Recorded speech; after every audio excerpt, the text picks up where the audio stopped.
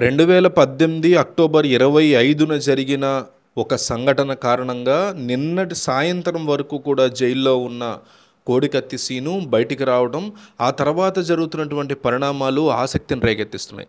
ఇన్నాళ్ళు అతనికి బెయిల్ రాకపోవడానికి ప్రధాన కారణం ఏంటి అనేది ఎవరూ చెప్పలేనటువంటి పరిస్థితి. అతని సొంత లాయర్‌తో సహా 4.5 సంవత్సరాల పాటు ఒక వ్యక్తిని ముద్దాయిగా జైల్లో ఉంచడం, అతనే ఈ హత్యా ప్రయత్నం చేశాడా, దీని వెనక ఏదైనా కుట్ర ఉందా అనే విషయాల్ని ఎన్ఐఏ తేల్చలేకపోవడం, ఎన్ఐఏకి మద్దతిస్తూ లేదా కోఆపరేషన్ ఇస్తూ ఆంధ్రప్రదేశ్ ముఖ్యమంత్రి జగన్మోహన్ రెడ్డి కోర్టుకు వచ్చి సాక్ష్యం చెప్పకపోవడం అనేది దీని వెనక నడుస్తున్నటువంటి రాజకీయ అంశాలలోని కుట్రలు ఎట్లా ఉంటాయి, వీళ్ళు ఒక్కొక్క రోజు ఒక్కొక్కలాగా బిహేవ్ చేస్తారు అనడానికి చాలా క్లియర్ కట్ ఎగ్జాంపుల్ ఇది. అయితే కోడికత్తి సీనుకి బెయిల్ ఇస్తూ కోర్టు ముఖ్యంగా ఒక కండిషన్ పెట్టింది. ఈ కేసు గురించి మీడియాతో పొరపాటును కూడా ఎక్కడ మాట్లాడకూడదని పెట్టింది. అయితే కోర్టులో అంటే జైలులో ఇన్ని సంవత్సరాలు ఉన్నటువంటి కోడికత్తి సీను అంబేద్కర్ ఓపెన్ యూనివర్సిటీ ద్వారా తన డిగ్రీని పూర్తి చేశాడు. BA చేశాడు. డిగ్రీలో జైల్లోనే ఉండి చదువుకుంటూ రాజమండ్రి సెంట్రల్ జైల్లో, ఆ తర్వాత కొన్నాళ్ళకి వైజాగ్ షిఫ్ట్ చేశారు.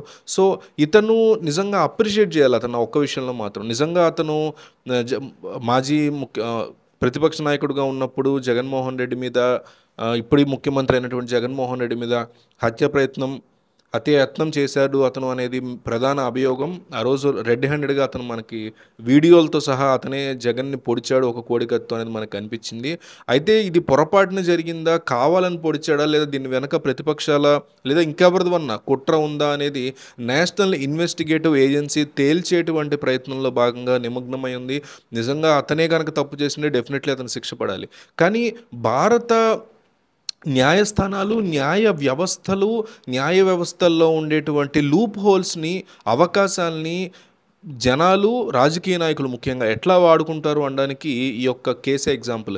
2018 అక్టోబర్ 25న ఈ యొక్క సంఘటన జరిగినప్పుడు ఎయిర్పోర్ట్లో జగన్మోహన్ రెడ్డి మీద హత్యా ప్రయత్నం జరిగినప్పుడు అతను కావాలని చేశాడా, లేక దీని వెనక ఎవరిదన్నా కుట్ర ఉందా, పొరపాటున చేశాడా, ఈ మూడే కదా ఉంటాయి.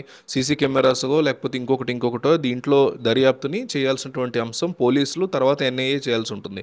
ఎంత కాదనుకున్నా 2 సంవత్సరాల్లో అంటే 2020 అక్టోబర్ కల్లా ఈ విషయాన్ని డెఫినెట్లీ తేల్చేయచ్చు. ఎవరైనా సరే తేలుస్తారని అనుకుంటారు. కానీ 2024 ఫిబ్రవరి 9వ తారీఖు సాయంత్రం 4 వరకు అతను బయటికి రాలేదంటే జ్యుడిషియరీ తప్పు ఇందులో డెఫినెట్లీ ఉంది. మనం ఖచ్చితంగా జ్యుడిషియరీని కూడా క్వశ్చన్ చేయడం అంటే అభ్యర్థించాల్సినటువంటి పరిస్థితి ఉంది. ఇటువంటి పరిస్థితులు ఎందుకు వస్తున్నాయి ప్రజలకి, సామాన్యులకి, ఎవరికైనా రాజకీయ నాయకుడైనా సరే అట్లా లోపల అన్యాయంగా ఉండకూడదు. నిజంగా కేసు పడింది, అతను డెఫినెట్లీ చేశాడని ప్రూవ్ అయింది.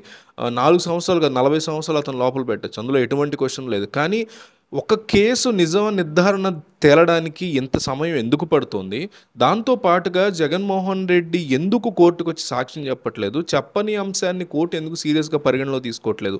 ఇవన్నీ కూడా డెఫినెట్లీ ఆలోచించాల్సినటువంటి అంశం. ప్రజలు కూడా ఆలోచించాలి, జ్యుడిషియరీ కూడా అర్థం చేసుకోవాల్సినటువంటి విషయం, ప్రజలు జ్యుడిషియరీని రిక్వెస్ట్ చేయాల్సినటువంటి అంశం. ఇదంతా అతని విషయంలోనే ఇట్లా ఉందని కాదు, రేపు మన విషయంలో కూడా ఇట్లా ఉండేటువంటి పరిస్థితి రావచ్చు. ఏమైనా చిన్న చిన్న కేసుల్లో ఒక పిక్ పాకెటర్ దగ్గర నుంచి ఒక మర్డర్లు, రేపులు చేసే వరకు ఎవరికైనా సరే త్వరితగతిన న్యాయం అనేది బయటికి రావాలి. ఆ వ్యక్తి తప్పు చేశాడన్నా, తప్పు చేయలేదన్నా ఇమ్మీడియట్గా వీలైనంత త్వరగా. కొన్ని కేసుల్లో ఎక్కువ టైం పట్టొచ్చు, కానీ మరీ ఇన్నేసి సంవత్సరాలు 10, 12, 15, 20 సంవత్సరాలు, 30 సంవత్సరాలు పడుతున్నటువంటి కేసులు ఉన్నాయి భారతదేశంలో. వాటన్నిటి గురించి మాట్లాడుతున్నాను నేను.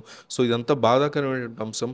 సో ఇప్పుడు కోడికత్తి సీను బయటకు వచ్చినటువంటి 24 గంటల్లో జగన్మోహన్ రెడ్డి సర్కార్కి, జగన్మోహన్ రెడ్డికి షాక్ ఇస్తూ ఈ కేసుని క్వాష్ చేయమంటూ సుప్రీంకోర్టుకు వెళ్ళబోతున్నాడు. సుప్రీంకోర్టుకు వెళ్ళి ఇలా అప్పట్లో ప్రతిపక్ష నాయకుడిగా ఉన్నటువంటి జగన్మోహన్ రెడ్డి మీద నేను ఏదైతే హత్యాయత్నం చేశాను అని ఎన్ఐఏ కేసు ఫైల్ చేసిందో, ఎన్ఐఏ అందులో కుట్ర భాగం లేదు అని తేల్చి చెప్పింది, ఆల్రెడీ చెప్పేసింది. కానీ ఏపీ సీఎం జగన్మోహన్ రెడ్డి ఇంకొకసారి విచారణ చేయమని రిక్వెస్ట్ చేయడంతో కోర్టు మళ్ళీ ఆర్డర్ చేసింది. ఎన్ఐఏ మళ్ళీ ఎంక్వైరీ చేస్తుంది.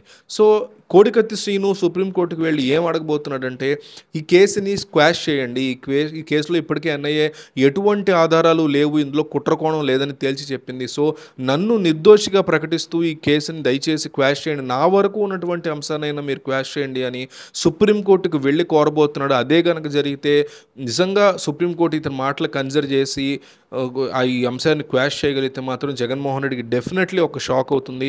సో ఈ అంశంలో మీ సపోర్ట్ ఎవరికి ఉంటుంది?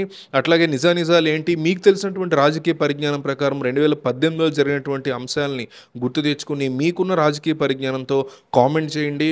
అసలు ఏం జరుగుతోంది ఈ కోడికత్తి కేసులో అనేది మీ అభిప్రాయంగా చెప్పండి.